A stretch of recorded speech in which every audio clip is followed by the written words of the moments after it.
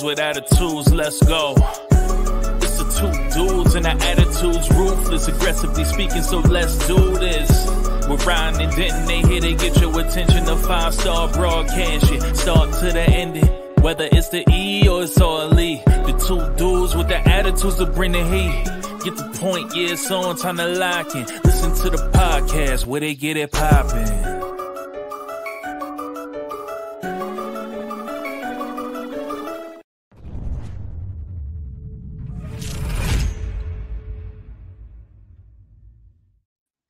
You're listening to Two Dudes with Attitudes, a wrestling podcast with Ryan Enjoys Wrestling and the Heartbreak Dude, Denton. And I just want to say that every time I listen to that, I need that. You need to send that to me so I can put it on Apple Music, because I seriously want to bump our intro while I'm driving my car around. I got it. I'll send it to you. That song is so damn hard.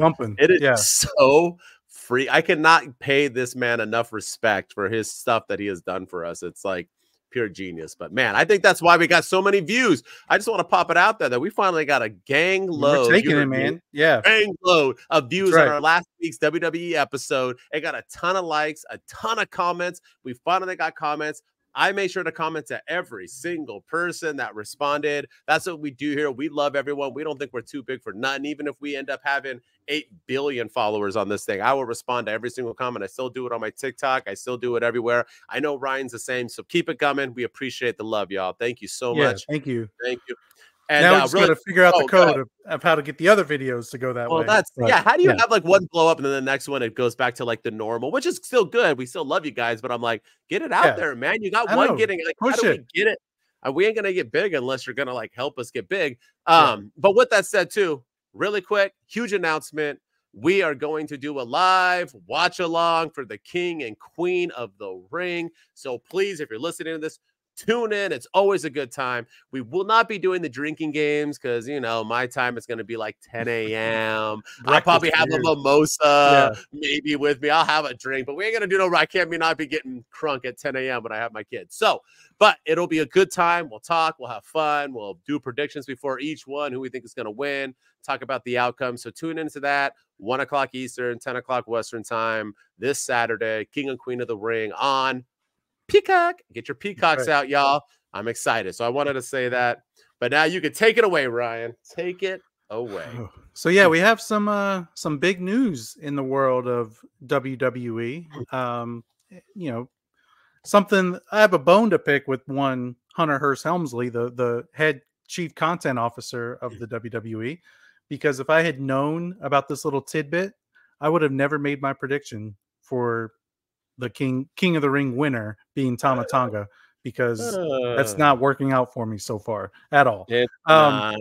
But yesterday, Triple H officially announced that the winners of the King and Queen of the Ring tournament will get a title shot at SummerSlam. So they haven't said what title they'll be choosing. They could choose, you know, if it is Gunther that wins, he could move to SmackDown and go after Cody. Or if it's whoever from SmackDown wins from SmackDown tonight, if it's Randy Orton or Tama Tonga, they could jump to Raw and challenge Damian Priest. So they haven't really said how they're going to do it or anything, but they just said that the winner gets a title shot at SummerSlam. And like I said, if I had known this at the beginning of the tournament, I would have never picked Jey Uso versus Tama Tonga in the King of the Ring finals. But I do wonder, like, was this the plan from the very beginning, or was this a last minute, or not a last minute decision, but something he's been thinking about and he finally decided, you know what, I'm going to go ahead and announce it. I'm going to go ahead and do it. Or if this was the plan from the very, very beginning. Because I think it would have given Drew McIntyre more reason to be pissed off that he got pulled from the tournament. Now it gives Braun Breaker, who's running roughshod on Monday Night Raw, gives him even more of a reason to be pissed off for not being in the tournament, because he got held back and he's not getting a shot. So I do wonder, did they wait to announce this to add intrigue to the tournament, or was this the plan all along, or was this kind of a last minute thing that Triple H just threw in there? I'm going to go with it was planned, and it works because Braun Breaker's going berserk, and now he'll go even more berserk. Drew will go a little bit more berserk. I think it was to fuel the fire. Well, he gets the one anyway. He gets one anyway. But I do have to say, I have always said I'm a huge fan of the King of the Ring, not the King and Queen, because that's a little bit more recent, but the King of the Rings. I've always loved it, always been down with it. And I was so excited when they brought it back again. And we had stated right away, is it going to be like it used to be? Is it going to have that same feeling? And holy shit, did Triple H deliver? It has been nothing, which we'll review right now. Nothing but talked about, nothing but impactful. The biggest talking points of SmackDown and Raw episodes. And now it's going back to old school. This is how it used to always be. The King and the King of the Ring winner gets a title shot at SummerSlam. Thank Jeebus, this is what we're doing. And who is it looking forward to? Gunther versus Cody Rhodes. But we'll get to that later. But a lot of good stuff. I'm excited for it, man. I think this is how it should be. I think it's. I think this is feel important. I think this is fantastic. I think this is the way, like you said, it's the way it always should have been, and it's the way it should be. And it's an exciting time in the WWE because we get to see a lot of the future right now in the WWE. So whoever wins King of the Ring, you know, they're going to get a title shot at SummerSlam. And then the very next pay-per-view is Money in the Bank. So we're going to have a future title, maybe a future champion right there. That person gets it could be a new star. That could be like a Carmelo Hayes or a Braun Breaker winning that. That could be somebody established. You don't really know. You kind of have a new star coming out of King of the Ring, and you have a new star coming out of Money in the Bank, all within like a couple of months from each other. And yeah, it's going to be an exciting time to build for the future in the WWE. I agree. All right. Anything else? What else you got? The other big news is doesn't really impact us now, but 2 years from now, SummerSlam is going to be 2 nights long. It's going to be in 2026. SummerSlam is going to air live from the US Bank Stadium in Minneapolis, Minnesota, which was rumored to be getting WrestleMania 41, but I guess they didn't get that. And maybe this is the consolation prize. They're getting 2 nights of SummerSlam the following year. And that the show will take place across 2 nights for the first time ever on Saturday, August 1st and Sunday, August 2nd, 2026.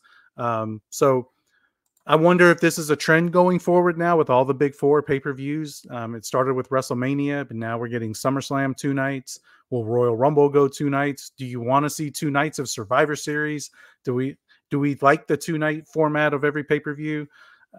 I think this is a little overkill in my opinion, but I know that they're all about making money, and they will make their money, and they're gonna sell out. But at the so I think it's a little overkill, but at the same time, I also kind of like it because now you don't have to save every big match for WrestleMania. Oh, well, you know, Cody Rhodes and Rock, that's a Mania match. Now you can have it on night. Now you can kind of treat SummerSlam as your WrestleMania of the summer, as they used to bill it back in the early 2000s and late 90s. You know, they called it the WrestleMania of the summer. So now they can go back to that. So who knows? But I think 2 nights just feels a little too much in my opinion, but we'll see. Excuse me. I still don't like the 2 nights of WrestleMania. I don't like 2 nights. I just don't. I think it's ridiculous. And what I fear with this is that TKO has already raised and skyrocketed prices. All their events, just like they do UFC. I think they're just trying to price us out. It is what it is. I mean, I think they only want the very rich, and I think they're in for a rude awakening. I think TKO, the dude who runs it, is very intelligent, but I don't think he did his research on WWE fans. Wrestling fans are not rich. Wrestling fans are not UFC fans. UFC fans, everybody wants to go to a UFC. Celebrities, famous people, rich people, where they go. Nobody, that's not, WWE doesn't have that same type of crowd and vibe. Just look at TikTok creators alone on WWE and wrestling. I mean, you can see your broad, you know, and sure, there might be some who are like, I've seen some TikTok creators like, oh, I'm going to try to figure out, or, oh yeah, but they're probably still living at home with their moms. I don't see, like, I can't afford a I can't afford a $600 ticket to SummerSlam or WrestleMania. I drive a Tesla and I can't afford that shit. Like, you're pricing me out. I can't. It just makes no sense, nor would I want to. If I'm going to pay $600 to sit in the nosebleeds, I might as well just watch it on my big 80-inch screen TV and be happy and do a live podcast and broadcast for everybody. I just don't see it. Agree. I don't like the double. I also think it's a little weird that they announced it for 2026. Like, what? It was Minnesota booked in 2025. Like, I don't under. We can't get next year. So what's going on? Like, I'm gonna forget this is even existing in about 3 months, let alone 2 years. I don't. Yeah, it's weird. It is a little. The timing of it was a little odd, and I wonder if it's because Minnesota lost out on WrestleMania 41, so they're like, oh, we're gonna make it up to you by giving you SummerSlam 2026, and it'll be 2 nights, and we'll announce it in 2024. So it was just all of it's a little bit weird, but I am worried, Mm-hmm. like you said, that they're going to price us out, and I do fear that we're going to get 2 nights of the Rumble, and the men's Rumbles on one night and the women's Rumbles on the next night, and we're going to get 2 nights of Survivor Series with women's War Games on one night and men's War Games on the other night, and they're going to, all of these pay-per-views are going to just drag out, but at the same time, does this also mean that we're going to lose WrestleMania in the States and it's going to go to Saudi Arabia one year to make up for 2 nights of SummerSlam? We're going to lose WrestleMania in Saudi, or we're going to get WrestleMania in London, or we're going to get I don't know. I think there's a lot of opportunities, but I am like, what are they doing in 2025? Like, are they just going to phone that SummerSlam in? Or they like, what are they? I don't know. I didn't like the timing of this announcement. No, and I don't think they'll move WrestleMania out of the States just for time constraints. I just don't think they'll do it. They still have to adjust to the fans. And we'd be in the main event right now if not happening. Not happening. All right. Anything else, or is it ready? We ready? That's it, man. That's all right. That's the news. It's a big week of news in WWE. Yes, sir. Well, let's get into it. It is time for our SmackDown Week in Review. Are you ready? Always. Let's go. Bianca Belair defeats Tiffany Stratton to move on in the tournament. Logan Paul and LA Knight have a stare down backstage. Jade and Bianca are ready to face each other next week.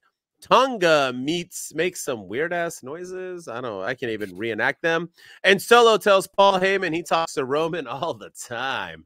LA Knight and Carmelo Hayes bicker backstage. I guess LA Knight's gonna feud with everybody. Tama Tonga defeats LA Knight clean to move on in the tournament. After the match, LA Knight and Carmelo Hayes shove each other. Logan Paul, Cody Rhodes contract signing. It's supposed to be belt for belt, but Logan Paul rips up the contract and his lawyer has a new one that's only for Cody's title. They brawl, but the contract was signed. Nia Jax defeats Jade Cargill in a 2-minute match when Cargill gets upset and is DQ'd. Nia moves on in the tournament. DIY defeat Angel and Berto. Commentary brings up the QR codes. AJ Styles isn't sure about his career. We will get Bayley versus Chelsea next week. I'm so glad they didn't forget that, Bayley was alive and well and a champion. I'm glad to see that she's a thing. Way to go with her freaking title reign. Randy Orton defeats Carmelo Hayes to move on in the tournament in the main event, and the Bloodline and Orton have a stare down to close the show, and that's the SmackDown review. Poor damn Bayley. She popped up and I was literally like, oh shit, Bayley's a champ. I forgot you. Same thing happened on NXT. I was like, oh shit, Roxanne Perez is the champion, huh? They just like gave up on women's championships in WWE. What is Bayley doing? Like, I know. I feel so like she had such I feel horrible for her because she had such an awesome moment at the Royal Rumble, and now but then the WrestleMania press event came and she wasn't featured on that. And then the build to Mania, she wasn't on any of the promotional posters. Didn't really have like her match was like second to last each night. So, and now it's been a lackluster time, and it's not her fault. It's not her fault at all. Like, it's not like she's been a bad champion. She's been fantastic. When she gets showcased, she's been absolutely incredible. It's just they're not pushing her. They're not featuring her. They're more concerned about Jade Cargill and more concerned about Bianca Belair and the non-champions than they are their own actual champion. Yeah, she got Wardload is what I call it. Yeah, when you get big time. When you have potential and no one gives a shit. So poor girl. But anyway, what do you want to talk about? We got a couple things that went on. King of the Ring, Queen of the Ring. I'm assuming that's the only thing, unless you want to talk about the contract signing. What do you want to talk about? So going into, I talked about this earlier when we were talking about the news, but I was looking like such a genius after this episode because I knew, I was like, okay, Tama Tonga's beating LA Knight. He's going to beat him. He's going to beat him. And it's going to be Tama Tonga and Randy Orton. And he's going to go to the finals. And it's going to be Jey Uso versus Tama Tonga in the King of the Ring final. So after this SmackDown, I was feeling pretty good. And then Monday Night Raw happened. And I was really, really annoyed. And then Triple H made that announcement that the winner gets a title shot. And I was really mad at myself and mad at him. But yeah, I don't really, the matches were great. With the King of the Ring and Queen of the Ring, there's really,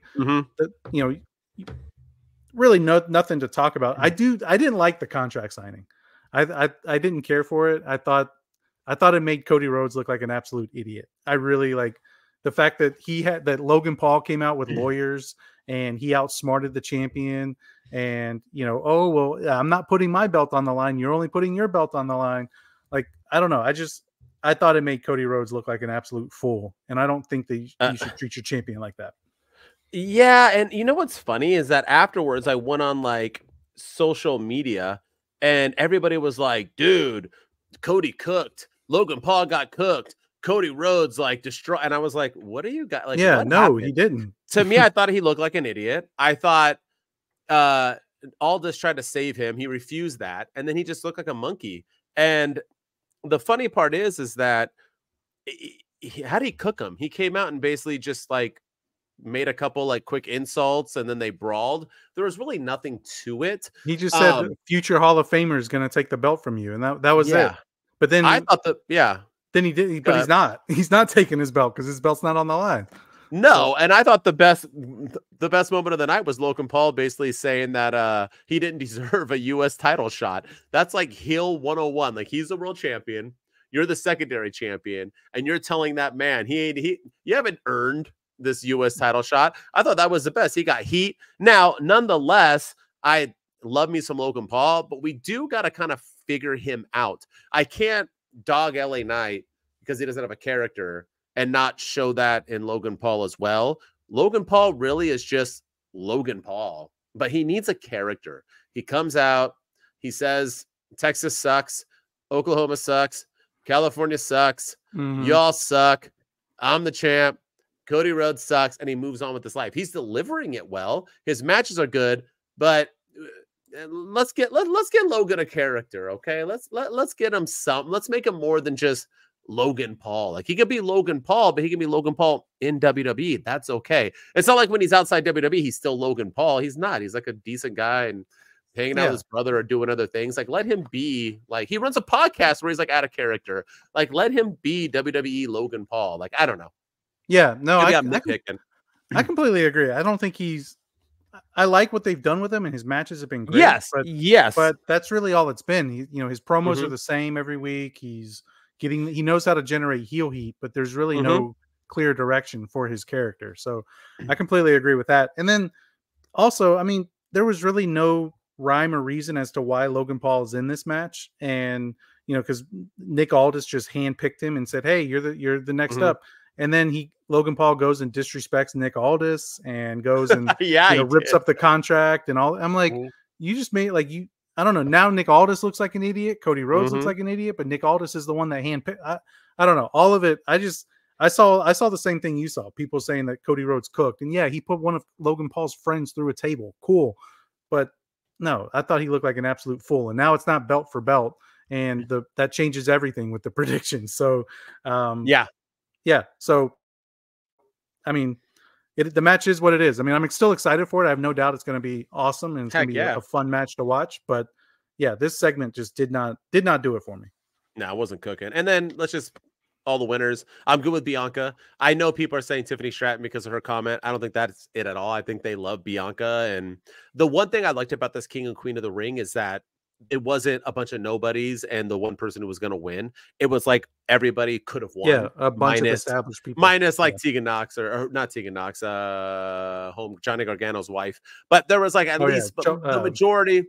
But the majority of the people had a chance to win. So I do like that. Tiffany Stratton looked great in this. That match was probably the match of the night. I'm glad Nia Jax won. I think she needed to. And I wasn't against Jade Cargill losing the way she did. I mean, you're not going to have her get pinned. They weren't going to have a banger of a match. So 2 minutes, she grabbed her. She hit her with the chair because she got mad because she was laying her hands on her in front of her kids and yelling at them. That makes perfect sense. And then Randy Orton. Yeah, him and Carmelo. Well, maybe they had the match of the night. I don't know. Either way, but we opened hot. We closed hot. Beautiful. I liked it. I like everyone who won. It's all been, I'm good with it. Yeah, no complaints in terms of King and Queen of the Ring, minus my prediction being wrong. Well, the only weird part was Tunga making those weird noises. But all right, let's get. Yeah, he said, "What is he? Beavis from Beavis?" That's what. It reminded me of Beavis and Butthead Do America. He's like, "I'm the Great Cornholio." She said, "Boobs, boobs." Oh my gosh! Oh my gosh! If you haven't seen that SNL skit with Ryan Gosling, go watch it. Oh right yeah, now, it's fantastic. You're welcome. Yeah, I've watched it 100 times, legitimately 100 times. All right. Yeah. Let's get into some Monday Night Raw. And holy shit, has Monday Night Raw been cooking, people. All right, let's get into it. Sami Zayn opens the show and he talks about his match. And out comes Chad Gable. He makes fun of his friends again, I guess. And the match is on. Chad Gable defeats Sami with the help from Otis. Wait, a AEW book there. Cruz del Toro is attacked. For those of you who have no idea who that is, he's an LWO member. And Rey Mysterio sold it like he was murdered. Braun Breaker wins a squash after Braun destroys the dude. And like really bad, he like beats up this poor guy from Tennessee or wherever he was from. Adam Pearce isn't happy, but Braun blames him. You should have put me in the tournament, dude. Lyra Valkyria defeats Io Sky, and I think the shocker of the week to move on in the tournament. R-Truth is being R-Truth. Teaching people the hokey pokey. I mean, I guess. Why is he a champ if he's going to do that? And he says he has Andre the Giant backing him up later tonight in their tag match. As soon as that happened, I knew Judgment Day was done for, because if you're going to bring zombie Andre the Giant in, you're done. Not going to lose. Yeah. Dragunov and Ricochet are talking backstage, and Braun Breaker spears, and I'm pretty sure murders Ricochet. I think he's dead. Gunther talks in the seats of an episode of Dynamite and states that he will win King of the Ring. That was Dynamite, right? Empty arena, nobody there. Yeah, wrestling was going on. I'm pretty it's sure. It's like our TikTok views. Yeah. Oh, wah. Yeah. Good one. Way to diss us after I dissed AEW.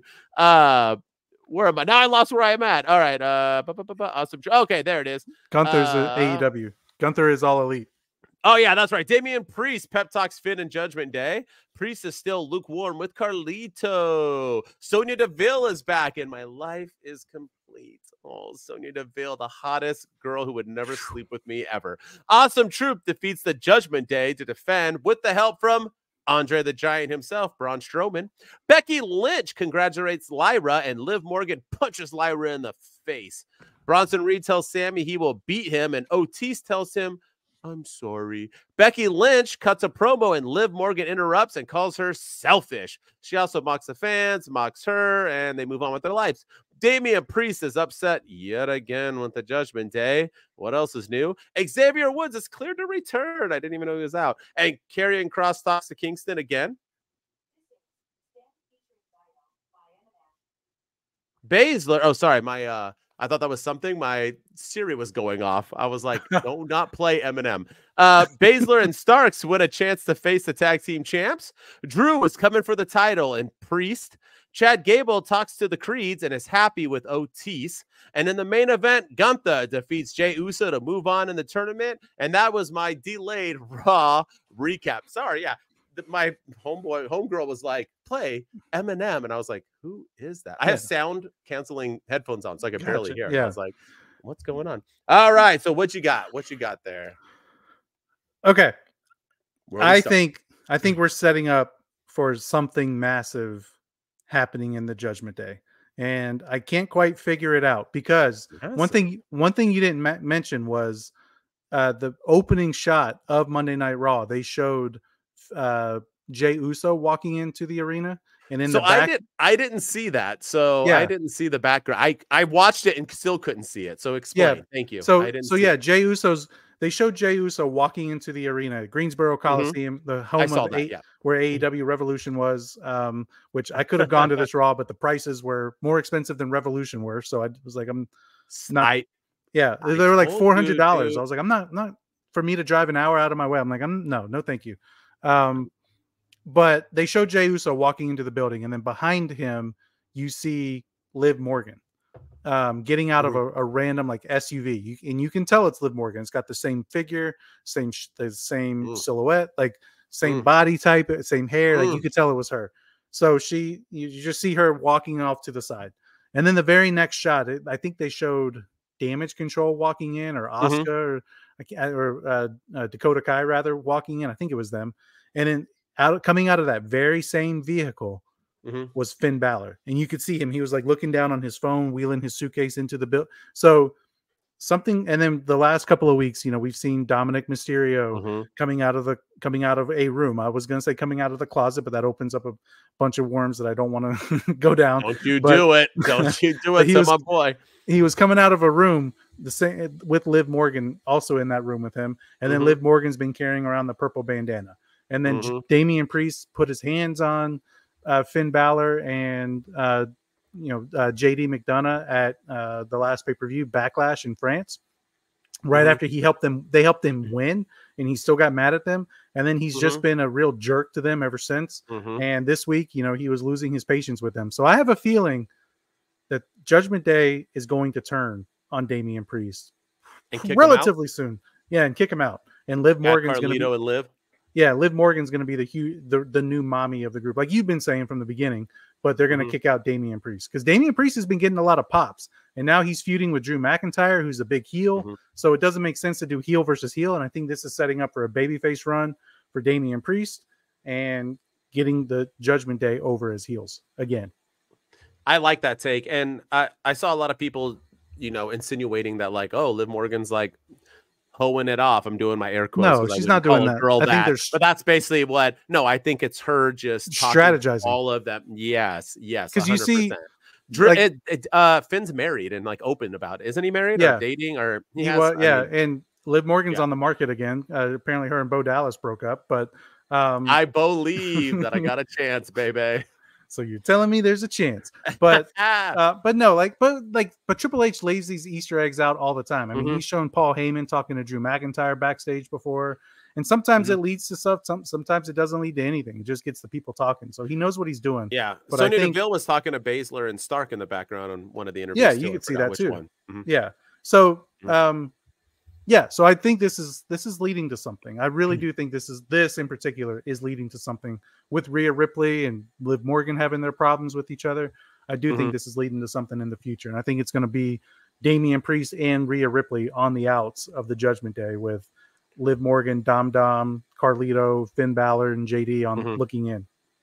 I agree. And I want to also state that I really, really liked that they brought up the QR codes this week. I thought it was cool. He brought up that he remembers the last time they were on and so on. So I just wanted to say that because we'll get into prediction time a little bit later. But with that said, man, before you get into your disappointment of your awful predictions on who the king and queen of the ring is going to be, I just wanted to add really quick that I like what they're doing with Braun Breaker. I saw a lot of hate on the internet, but I always say hate on the internet. With that, they thought he should have been in the King of the Ring. They should have done this. I didn't never agreed with that even before this. This is a way better path, man. Let this man just destroy people, be a monster. He doesn't need to win shit right now. All he needs to do is destroy people. That's what he's doing. I'm loving it. Good job, Trips. It's fantastic. It makes him look like that Ricochet thing, and even Dragunov like got nipped by him, like barely clipped, and he was like shaking afterwards. Like even he was like affected. It was like watching a car crash that he was like, I'll never recover. It's just some good stuff. And watching Braun Breaker destroy Ricochet coming up, it has my mouth just watering. I mean, it's going to be some good stuff. So I'm here for it. Good job. Yeah, no, I'm all here for the new Braun Breaker. I want them to add in the fact that Braun got drafted to Monday Night Raw, so I want him to kind of play into that whole, like, I never even wanted to be here. Because originally when he came, he signed with SmackDown. Like, he was choosing between Raw and SmackDown. And he originally, they did a whole segment where he signed with SmackDown, and Nick Aldis was like rubbing it in the face of Adam Pearce. So you got CM Punk, we got Braun Breaker. So nana boo boo. And then like 3 weeks later they do the draft, and he goes to Monday Night Raw. So he was only on SmackDown, but that's where he wanted to be. Now Raw is where he has to be. So I hope they do something with that, because I do think that would be an interesting dynamic with Braun. Be like, I don't even want to be on this show. I didn't ask to come here. You picked me, and now you know what you're getting or something. So fantastic. I like it. Fantastic take. But cheers. I've been wrong on all my predictions, so who knows anymore? You've never been wrong a day in your life. You're all good. Never been wrong a day in your life. Yeah. Jey Uso didn't lose the main event of Monday Night Raw. He just didn't win. So that's yeah. You sound like Carmelo Hayes. Didn't he say that? I didn't lose to Randy. I just didn't win. Like, bro, you lied. All right. Well, with that said, you want to talk about the who won on the King and Queen nights tonight? Like, what do you like? Obviously, you don't like the Jay Gunther. I mean, I told you before. I just don't envision Gunther losing, and whether he faces Randy or Tunga, he ain't losing, dude. He's Gunther. Him and Cody Rhodes are gonna face each other in a who we don't lose match, and somebody's gonna lose. I just don't. Yeah, Gunther's Gunther, man. I just don't like the whole Tama Tonga being in the King of the Ring, and because losing has consequences, and so how are you gonna have him lose in the King of the Ring? That was my only. That's why I was like, okay, it's set up for him to go to the finals. And then Drew McIntyre's mysteriously injured in round 1, but he still gets a title shot. How that works out against Damian Priest, no one knows. But so I was like, okay, they're setting it up that way. But no, Gunther's not losing. This is Gunther's tournament now, 100%. And it probably was from the very beginning. But I just thought with them saying losing has consequences and then kicking Jimmy out of the bloodline, I was like, the only thing that makes sense for Tama Tonga to be in there is to go to the finals and win. Yeah. But against Jey Uso, and then setting up the new bloodline and getting Roman back and getting the Usos back together, they can do that another time. So Gunther's the right decision to win this whole tournament, and I hope he does. And now they get a title shot, which wasn't announced until yesterday. So yeah, at the time of Monday Night Raw, we didn't even know that. But I think that adds a little bit more intrigue going into the pay-per-view. What about Valkyria? That was the other big match. Yeah, shocker. That was a shocker, right? I thought Io Sky would look good with the queen crown on her head, help damage control. I was a little shocked. Valkyria ain't winning this thing, so I don't understand why put her in the finals. Why not Io Sky? So we kind of think like Nia Jax and Bianca against Live. That's not even a contest. I don't like who's gonna go in thinking like Valkyria's got this, right? I mean, yeah, that one was a little head scratching for me because, yeah, like you said, I don't think she's winning, so I don't know why they put her in the finals. Io Sky just had a WrestleMania match against Bayley, had one of the hottest angles going into WrestleMania before the WWE kind of stopped promoting it and pushing it. It was the first Mania match announced before any of the matches were announced. Bayley versus Io Sky was the first Mania match. So it was a high-profile match, and now she's losing in the semifinals to a newcomer. I mean, I don't know. I guess you got to have something for the women's division to kind of add a little bit of intrigue. And I guess she kind of adds a little bit of unpredictability. So I like it from that standpoint, but it was still a questionable, like I would have preferred Io Sky to go to the finals because damage control, man, they're back to losing all their matches again. And it's just, what is going on with them? Like they win a bunch and then they lose a bunch and then they win a bunch. And then they're just like Judgment Day. They're hot and cold. And right now they're super, super cold, and Io Sky losing makes them even colder. Triple H does not know how. I was thinking of booking, so I saw Booker T. Yeah. Triple H does not know how to book factions. We've been saying that since day one. Other than Bloodline, which he inherited it, and he is doing well now with Bloodline 2.0 or Wolfpack is good, but he doesn't know how to book factions. Let's close out with the girls, Becky Lynch, Liv Morgan. What'd you think? Did you like it? I saw a lot of people crapping on Liv Morgan's promo. I actually thought it was good. I like that she went off the cuff and that the people were saying what, and she said, "Oh, you're saying what because you can't hear me because your heads are so far up Becky Lynch's ass." That was a follow up with what she had just said, that they were up her ass. I thought that was brilliant. I mean, yeah, I thought it's a lot to go off the cuff like that and come up with. I thought she did fine, man. Maybe I'm just in love with her. I don't know, but it's just I thought it was good. I thought I want to see this match. Yeah, I think the segment served its purpose. She's got to win. She has to win. We'll get into that. Yeah, she can't. Like, you can't do all this and have Becky Lynch win again. And like, it's almost like the Cody Rhodes finishing the story.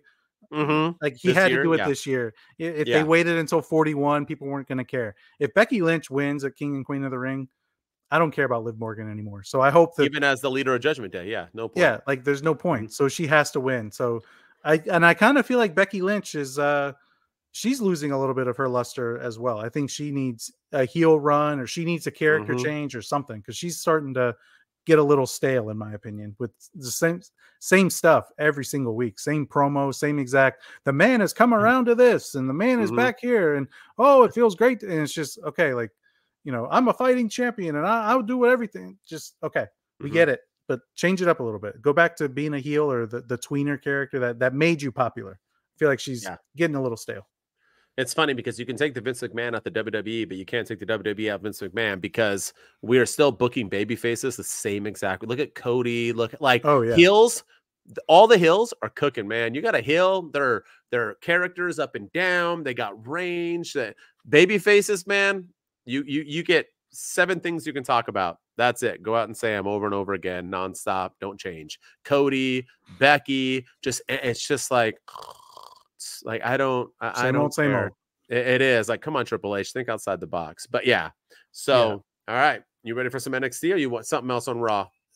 I'm digging I'm starting to like Chad Gable a little bit more, and I'm intrigued with him talking to the Creed brothers.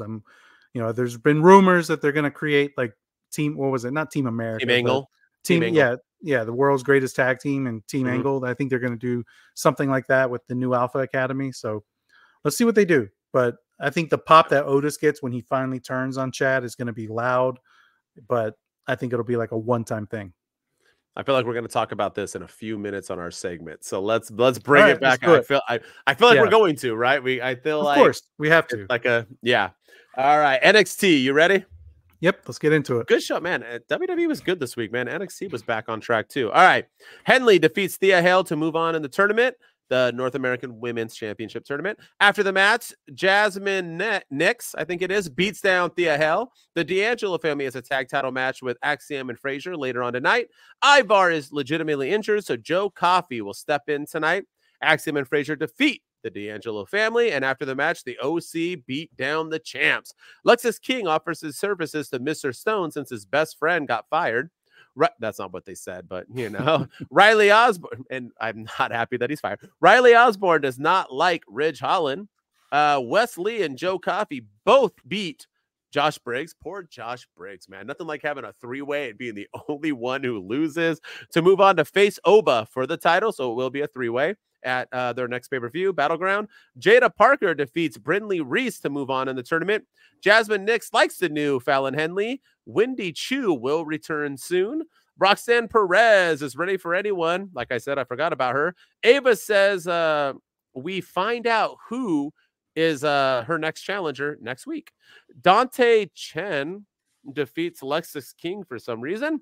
Trick Williams says he did not attack Noam Dar. This man just gets accused or is attacked, and then I don't know. And Metaphor come out, and Lash Legend agrees with him. He did not do it. Gallus run in and beat down Trick Williams, so I guess we're double booking once again. Natalia and Carmen defeat Baszler and Lola Vice. Vice and Baszler turn on each other after the match and have a fight, and they will have a NXT Underground match at Battleground to close the show. And that was the NXT recap. It went quick, man. Not much going on. They didn't have a ton of backstage segments. I left out the fact that Ridge Holland and them went back again at it. And Ridge, and it looks like Ridge and Riley are going to fight over who gets to join Chase U, I'm assuming. I don't know what's going on. But nonetheless, stories are being done. Things are happening. What'd you think? Let you go first, like always. Yeah, NXT was, like you said, it was back on track. It's still missing for me, but still back. It's back on track. This was probably the best episode I've seen from them in a long time. I'm not feeling what they're doing with Lexis King at all. Well, I mean, what the heck? The man comes out. He talks about how he's practically undefeated in 2024, and like he said it like 6 times, including in a backstage segment with Ava. And then he turns around and loses to this guy that Dante Chen. Yeah, and Booker T kept calling him Chin. I was like, that's not offensive at all. Even the Vic Joseph had to correct him and say, no. He was like, oh, it's the same thing. He's like, no, it's not. You can't say that. So he's like, yeah, it's Dante Chen with an E. So, but yeah, like what are they doing with Lexis King, Lash Legend, and Trick Williams? Yeah, like you said, they're double booking. So was it Gallus that attacked Noam Dar? Is that what we're supposed to think after because they attacked everybody else, including Ivar? I don't really know. And like, yeah, they just I don't understand what they're doing in the NXT championship scene. I really don't. I don't get it. But other than that, I mean, the episode was solid. I do want to know who Roxanne Perez's next opponent's going to be. I agree with that. And I literally forgot about Roxanne Perez, like legitimately. She popped up on my screen and I was like, wait, is she injured? I was like, oh shit, she's the freaking champion. Like she hasn't been on TV for 3 weeks or so. I'm like, yeah, it's been a long I forgot time. she even existed. I forgot you existed. Taylor Swift, y'all. But yeah, no, and I agree with you with the Trick Williams thing. I did think that was a miss. I don't know why we're doing this AEW double booking type of stuff. It doesn't work for me. The fact that you have Trick and Noam trying to have this feud, and now we have and who isn't Joe Coffey the leader of Gallus? I think so. Yeah. So wouldn't he face Trick? But he's facing for the North American title. I'm so like, which title are you going? Why are we just trying to build Gallus as a group to just have them beat everybody? I don't know what the heck is going on, but I didn't like that. But I liked what we were doing here. We're pushing the North American Women's Championship. D'Angelo's still getting involved. We have feuds with Chase U and what we're doing there. We have Baszler and Lola Vice going at each other. I did like that. Yeah, I liked it to close out the show. I don't want another underground. Yeah, I'm not feeling that at all. I get they're both MMA fighters in the past, but they're not going to really MMA fight. So what are we like? But other than that, I thought it was solid. They did the point. They are building people. Like Gallus was forgotten. And when Gallus was here last time, they weren't really that respected and loved as much as I think WWE wanted them to be. So I think they're trying to build them because they got talent. I like what they're doing. I like it. And Wendy Chu's coming back. I know they didn't say it was her, but it was a girl sleeping and she was in the pajamas of Wendy Chu. So let's just go there. So yeah, I liked it. Lexus King, though, you're right. That's a huge miss, man. You cannot 50-50 book him, and you keep 50-50 booking him. And if you're going to 50-50 book him, then you can't keep making him talk like he's somebody because he's not. Yeah, you're 50-50 booked. Yeah. If you're 50-50 booked, then you're a nobody. But I am intrigued on what we're going to do. Like, is Riley Osborne going to get kicked out of Chase U? Or is Ridge Holland going to finally turn heel? Like, what's going on there? So, yeah, they got to do something with Chase U because talk about a group that's getting a little stale and it's the same thing every week. I remember these guys were one of the most over groups in wrestling for sure. I mean, they had the calendar, they had the shirts, they had everybody was doing the U sign always.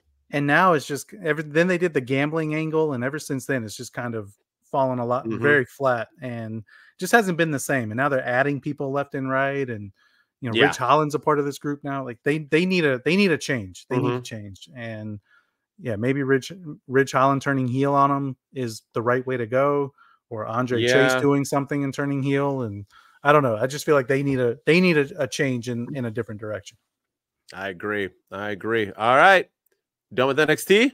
Yeah, I don't think I have anything else. I mean, it was a quick episode. It was like what we talked about is pretty much everything that happened. So good stuff.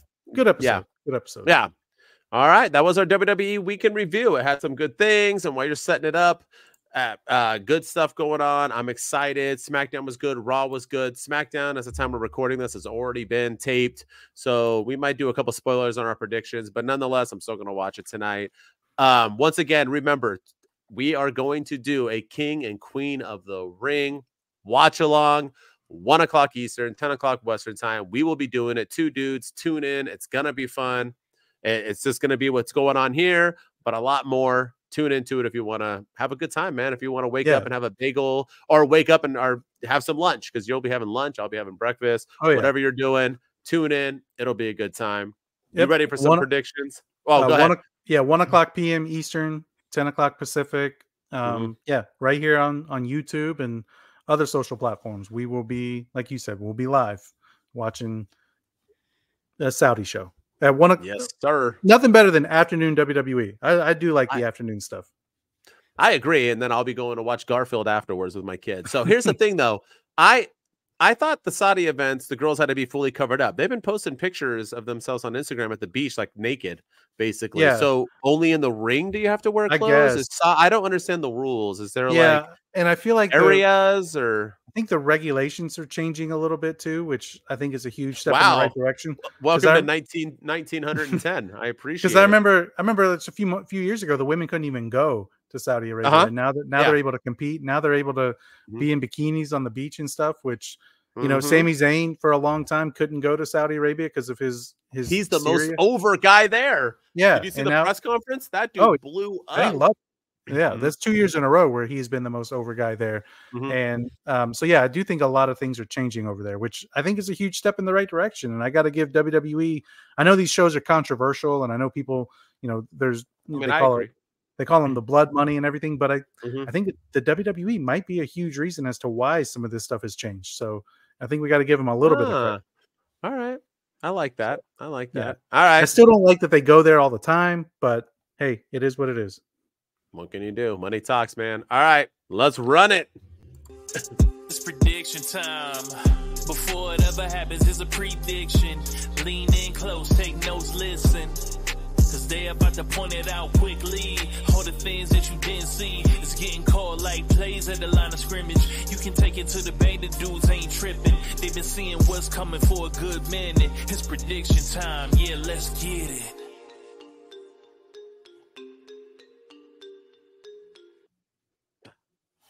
I love that guy. Never met him. Love him. Love him. He's gotta come with us. We gotta bring him on the show. Let's have him do like a live intro. 100%. Or tell him to go to Vegas with us in Mania as well. Yeah. Let's go, dude. Let's bring him. I'm down, man. Let's have him on. Man, heck yeah. Heck yeah. We can have him. I'll buy him a little microphone and a speaker and he can rap us in a Mania and stuff. I love it. Dope. It'd be dope.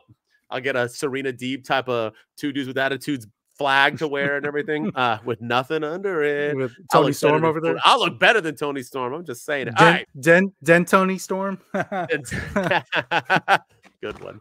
Good one. All right. I got 5 matches on my set. You got 5 matches too? I believe so. Yeah, I think so. All right. Yeah. Are you ready? Let's do it. Let's get it. Let's start with Sami Zayn versus Chad Gable versus Bronson Reed for the Intercontinental Is it the Heavyweight Championship? It's just Intercontinental title now. Intercontinental title. Who you got? Let's hear it. I think Sami Zayn's going to retain.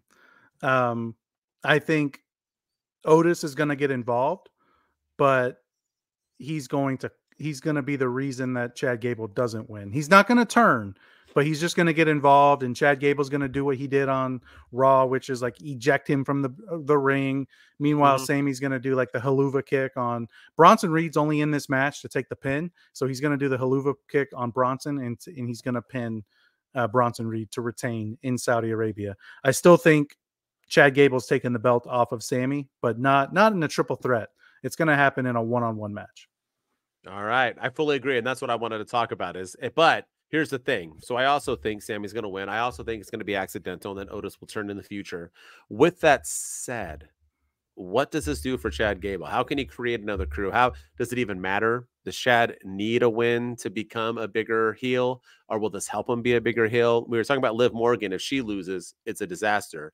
Not the same for Chad Gable, who's had 17 now and has that was he can't go at Sami Zayn again after this, though, right? Maybe he has to move on and face somebody else then. So yeah, I think what they can do, I think they can make this work. I think if Sami Zayn pins Bronson Reed because Otis gets involved and Chad Gable's distracted, then you can kind of set up for that Otis turn eventually, where Chad Gable is spending Monday Night Raw just berating Otis and berating Cesaro like he's been doing. And then you finally kind of set up the turn. And then maybe at Clash at the Castle or Money in the Bank, it's Otis versus Chad Gable. And then Gable gets the win. And then he kind of works his way back up to the Intercontinental Championship scene against Sami Zayn. So I think they can make it work. But, when he had the other Intercontinental Championship matches, he was a good guy, right? So now that he's a villain, this is really his first time going for the IC title as the heel. So I think he gets a little bit more leeway than a Liv Morgan does. All right. Respect. All right. I agree. All right. Let's get into it. Becky Lynch versus Liv Morgan for the Women's Heavyweight Championship. World Championship. Can't say heavyweight. Sorry. Women's World Championship. Go ahead. Who you got? Liv Morgan. I said earlier, I think Damian Priest isn't on this card. Finn Balor and JD McDonough aren't on this card. Dominic Mysterio is nowhere to be seen on this card. I think if anything's going to happen with the Judgment Day, with Liv Morgan coming in, this is going to be it. I think they're either somebody's going to help her win. Maybe Dirty Dom helps her win and goes behind the back of the rest of the Judgment Day and helps her beat Becky Lynch. Or Finn Balor's going to be involved and help her. Like the whole Judgment Day group's going to be involved except for Damian Priest, and he's going to be left kind of high and dry. Like, I didn't approve this. Why are we doing this? But either way, Liv Morgan's winning, and this is going to lead to her eventually joining Judgment Day. Yeah, it has to be Liv, man. I don't ever want to say like something's gonna end a career or ruin their moment, because I mean, in wrestling you can always redeem yourself, but like, yeah, of course, this is really gonna hurt Liv, and why push it? And I know people are gonna say, then why didn't you just win the Battle Royal? Why have Becky have it? She should have. She should have, yes. Yeah. But maybe they were doing this so she can legitimately beat Becky, get an actual win, and then move on. But it's got to be Liv Morgan, dude. If it ain't Liv Morgan, then Trips, that's another fail on your end, because it needs to be Liv. And I'm not saying I don't believe in Becky's Hogan and all this other stuff. I think that's hogwash. I think that's bullshit. Sorry, my language. I think it's not fair to Becky Lynch. Oh no, Becky's been a fantastic. Yeah. And she's a fantastic star in everything she does. So stop hating on her. She's allowed to have a championship. And if she wins it, it's not her fault either. So get off her back. But even then, like, people talk about she's not putting people over. Like, look at what she did for Valkyrie, in NXT. She was the NXT. Yeah. Yes. And everything she's doing right now, what she's going to do with Liv Morgan, she put over Rhea Ripley in a big way at WrestleMania. Like, stop with this. She put over Stratton by beating her. That was her putting her over. That was Tiffany Stratton to this day's best match. Like, get off of. People just hate to hate, and they do. That's really all it is. But but no, I think this plus it's Saudi Arabia. It's the first Saudi show of 2024. There's not a lot of matches on this card.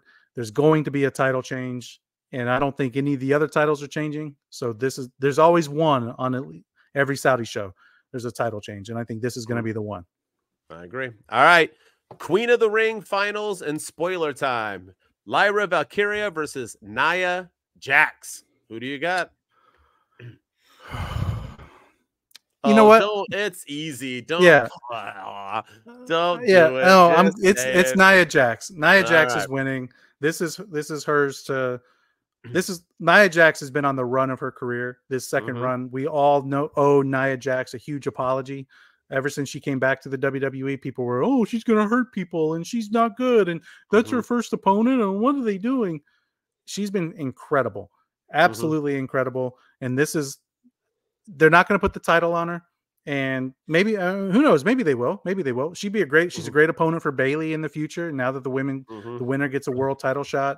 So yeah, I mean, if they're not going to put the belt on her, having her win the new Queen of the Ring tournament is a great way of saying thank you for everything you've done, and it's a great way to kind of push her moving forward. So Nia Jax is winning 100%. I made a TikTok about this a week ago, that she needs to be the Queen of the Ring, and I think she needs to be it too, because all of us fans owe her an apology big time.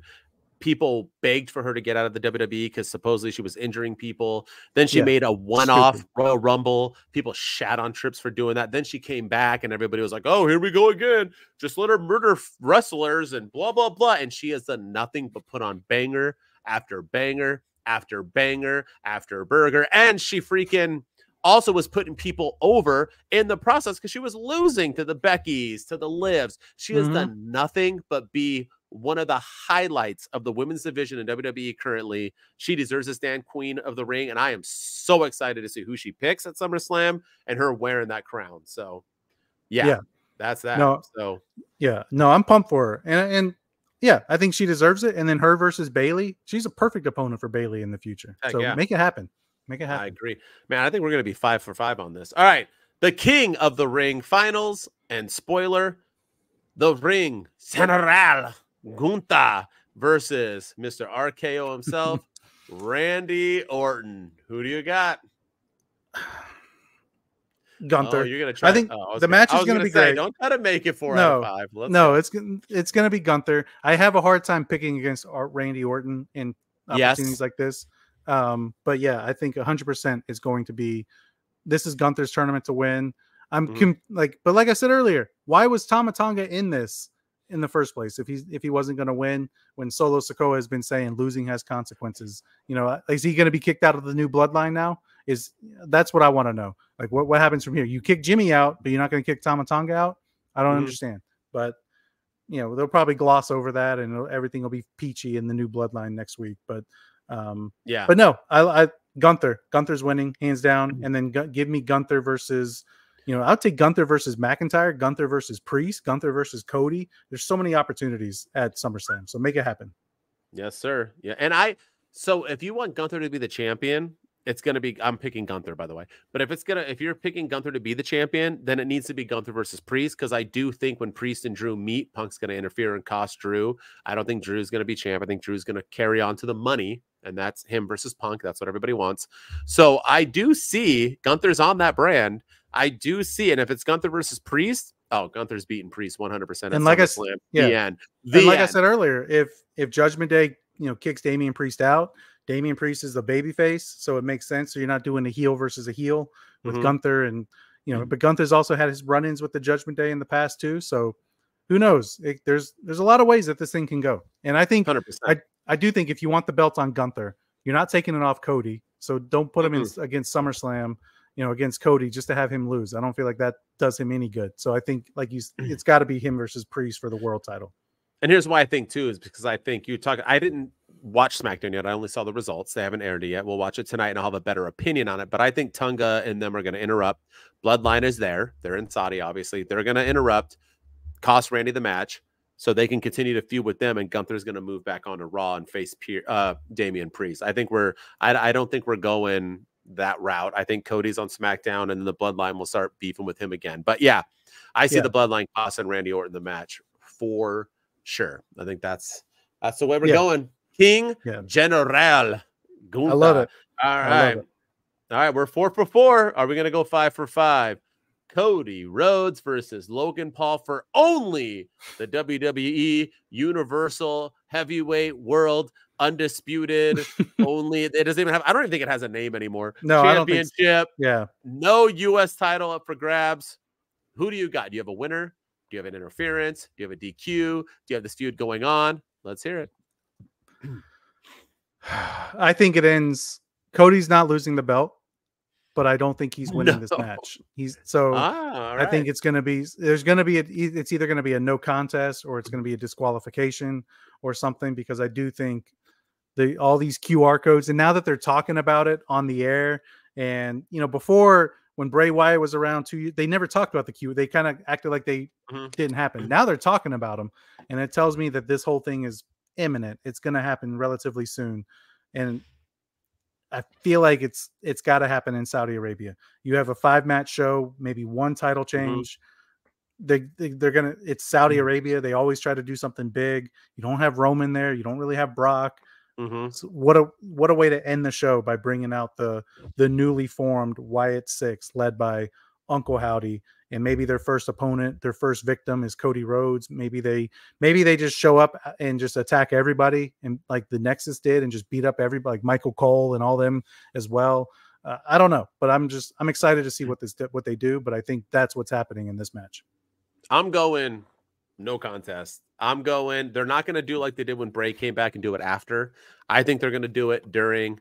I don't think we're going to have Cody Rhodes face Bo Dallas next. So I think they're going to come in and I think the match is going to be like a 1, 2, lights go out all of a sudden, and that'll send everybody home. I think that's more happy than Cody winning, because Logan's not going to win. I think that happening, they're going to then be in the ring, all 6 of them. It'll be a 2.5 minute. Holy shit.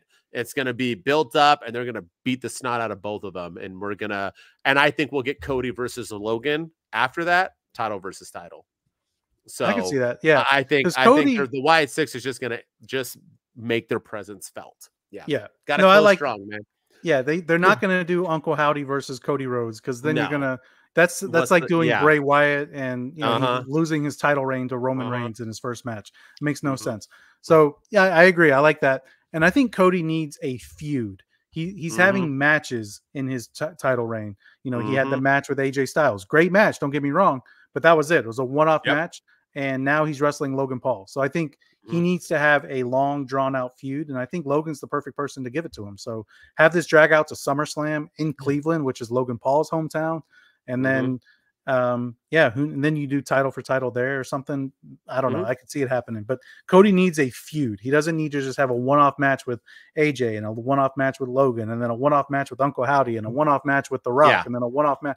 Like, that doesn't do his reign any good. He needs a good long feud, and I think Logan Paul is the perfect opponent for it. Yeah, I know he created AEW, but this ain't AEW. That's not how we do it here. Yeah. And both of these were 2-week builds.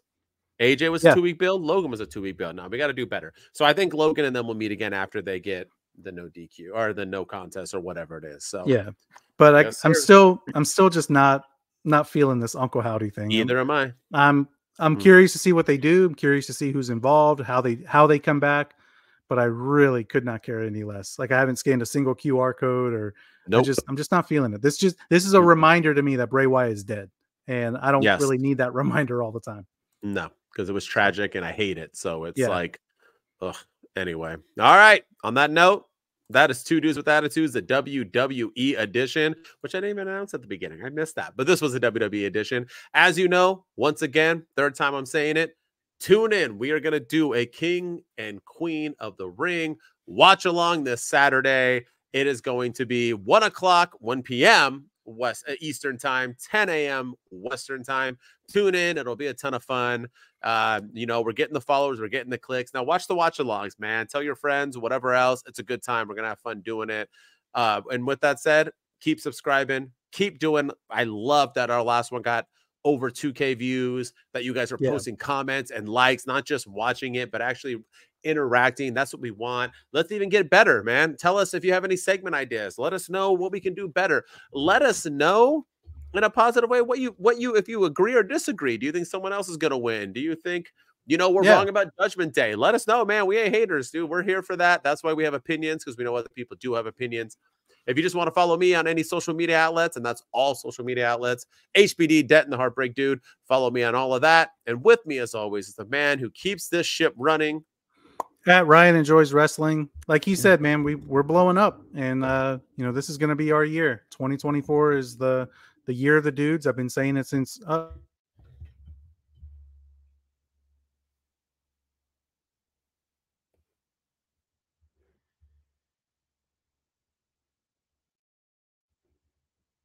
Uh-oh. I think I lost Ryan right at the end. I think his internet went out. Oh, no. But with that said, thank you for tuning in. Thank you so much. Keep subscribing. Watch that watch along, y'all. We appreciate you. Thank you. Two Dudes with Attitudes. We out.